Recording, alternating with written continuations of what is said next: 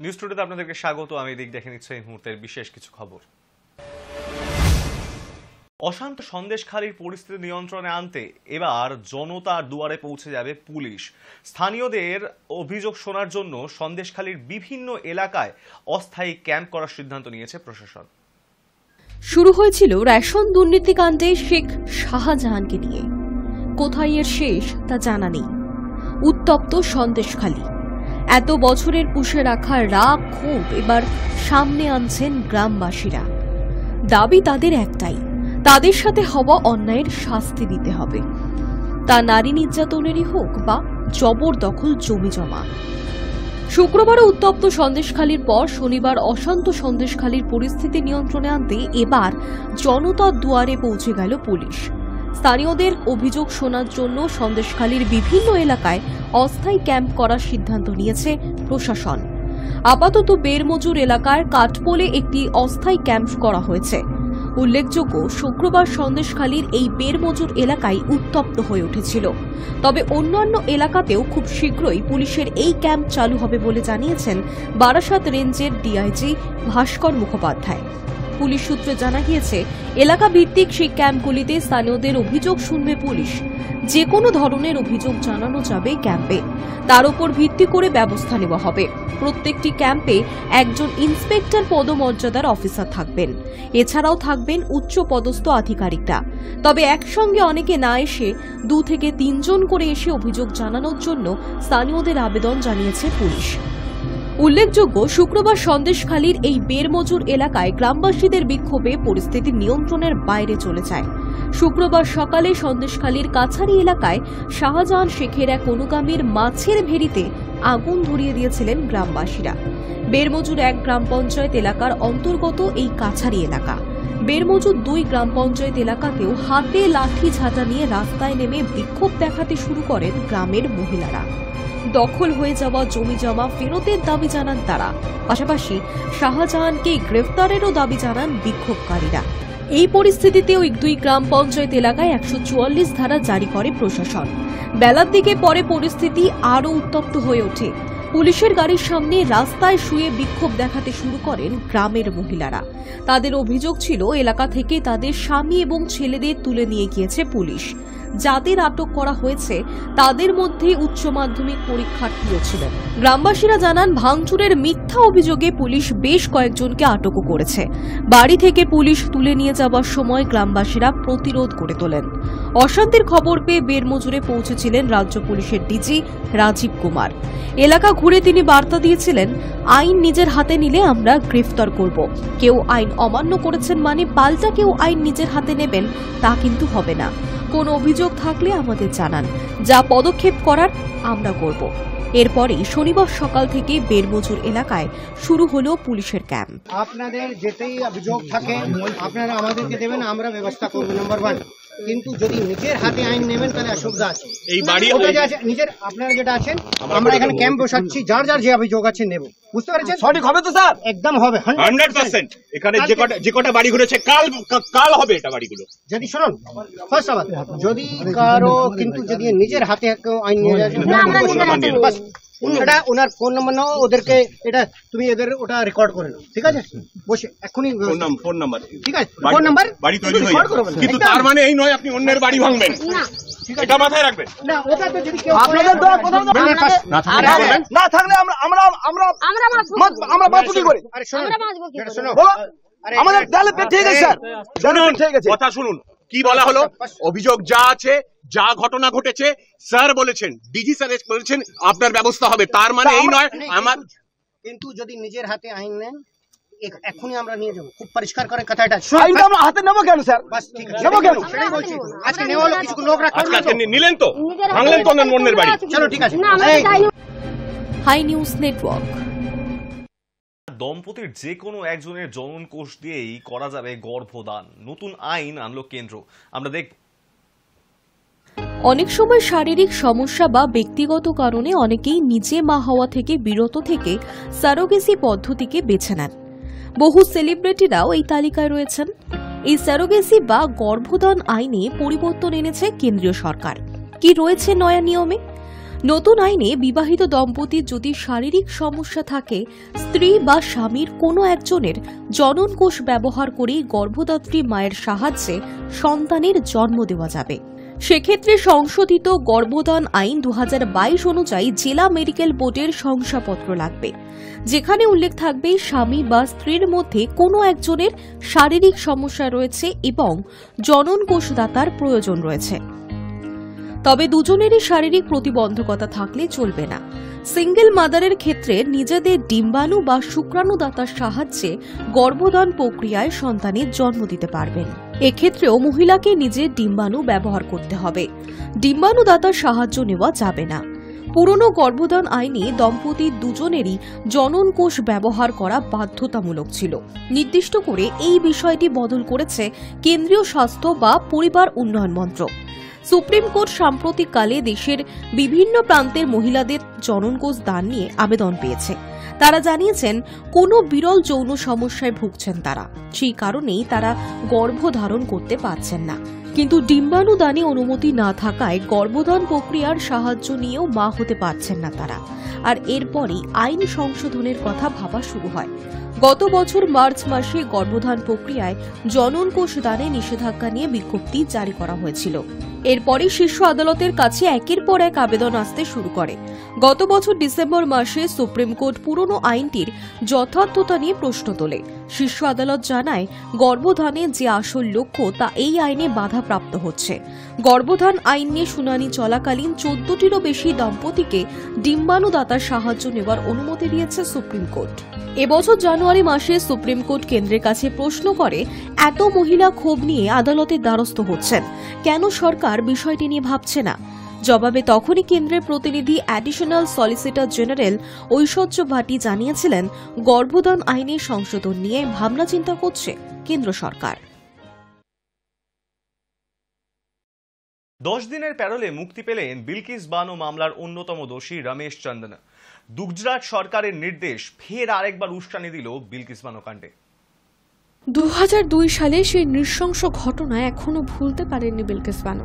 চোখের সামনে খুন হতে দেখেছিলেন তার পরিবারকে। সেই সময় 3 মাসের অন্তঃসত্ত্বা ছিলেন বিলকিস। তাকে গণধর্ষণ করা হয়।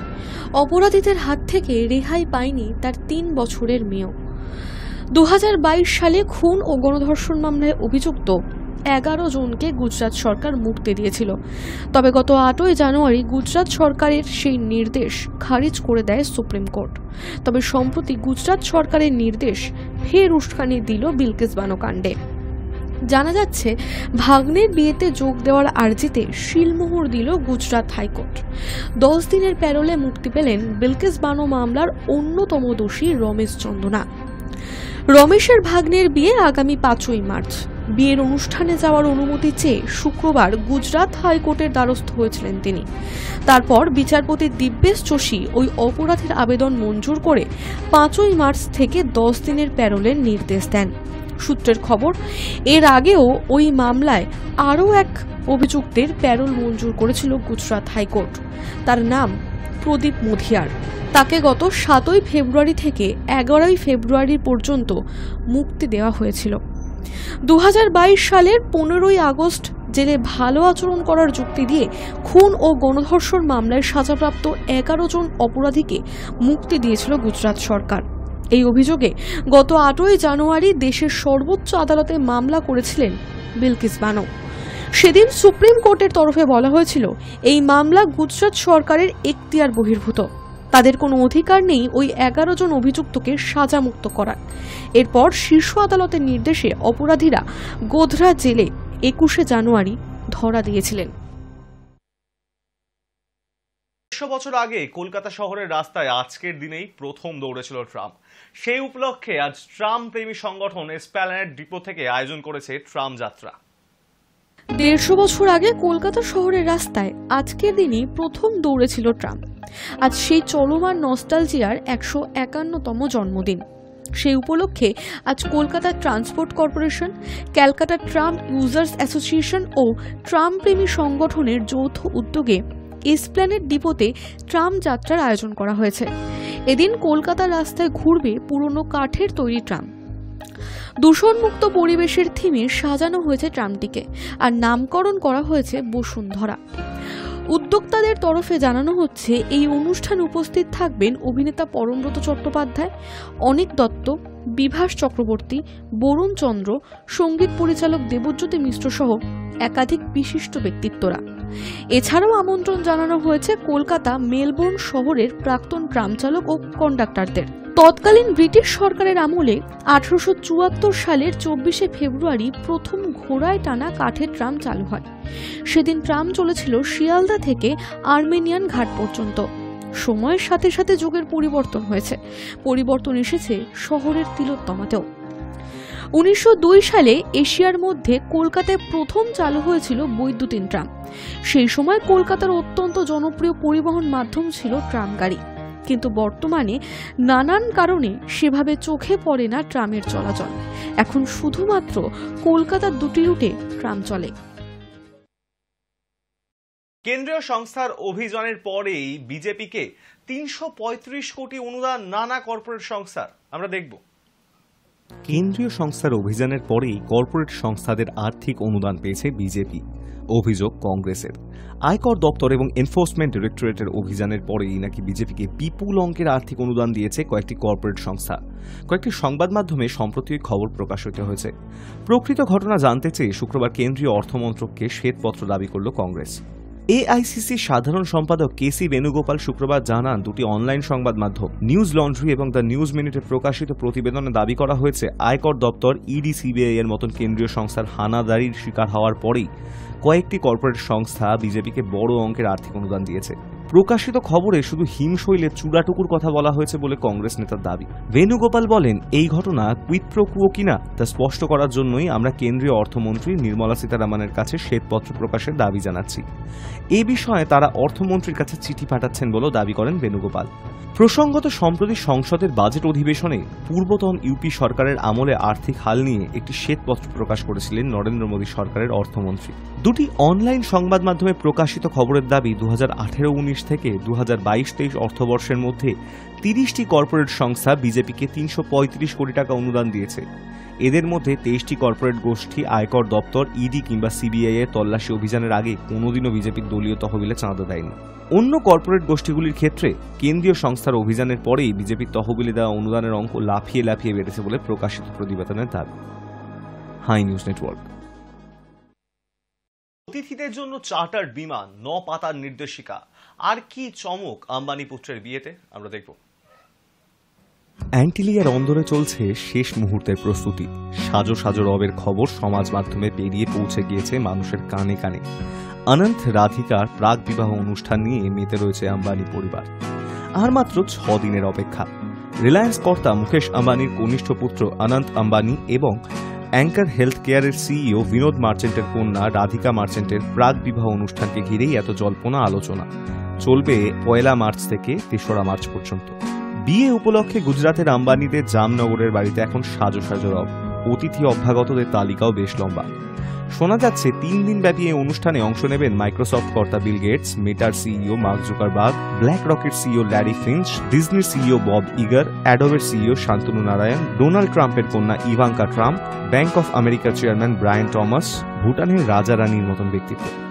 এবার অতিথিদের কাছ থেকে পৌঁছল সেই অনুষ্ঠানের বিভিন্ন পর্বের পোশাক পরিকল্পনা সূচি।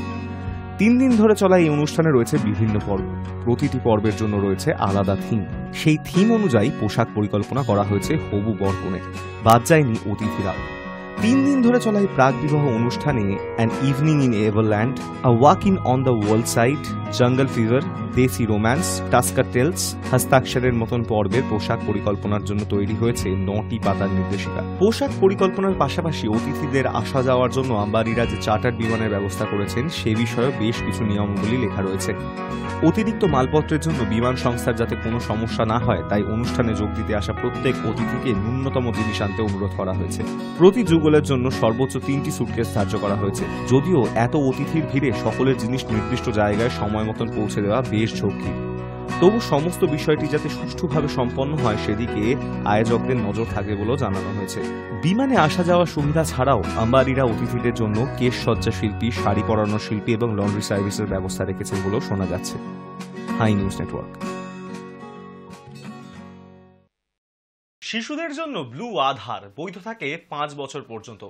আবেদন করবেন কিভাবে দেখুন। ব্যাংক অ্যাকাউন্ট থেকে শুরু করে প্যান কার্ডের সঙ্গে লিঙ্ক করা অনন্য 12 সংখ্যার আধার কার্ডের গুরুত্ব প্রতিটি দেশবাসীর জীবনে অপরিসীম।